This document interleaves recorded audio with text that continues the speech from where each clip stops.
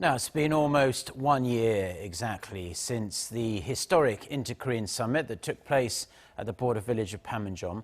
While the nuclear impasse remains, analysts believe it's important for Seoul, Pyeongyang and Washington to have a clear definition of what denuclearization means to all of them. Now, Oh Jung-hee turned to some experts for their take on this matter. A year has passed since the historic first Moon-Kim summit at the inter-Korean border village of Panmunjeom. Where do the two Koreas stand now in achieving complete denuclearization and ending the Korean War? At a conference hosted by a unification think tank in Seoul, pundits pointed out that the parties still don't agree on what denuclearization means.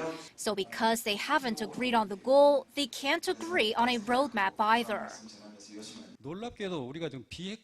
It's been a year since the denuclearization talks began, but not much has been discussed in terms of what it means exactly.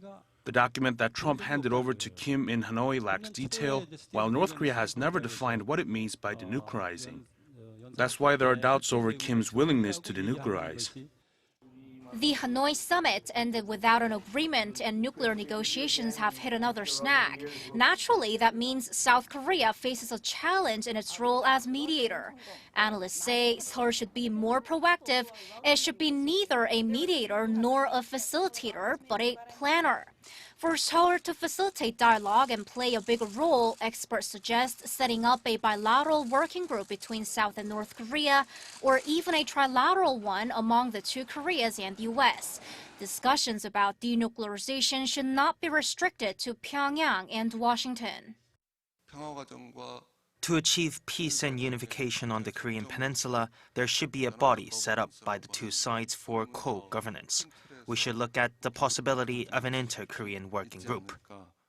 Experts say peace on the Korean peninsula can only be achieved on the basis of denuclearization, normalizing North Korea-U.S. relations and arms control between the two Koreas. Seoul, they say, should be in the driver's seat, leading the talks.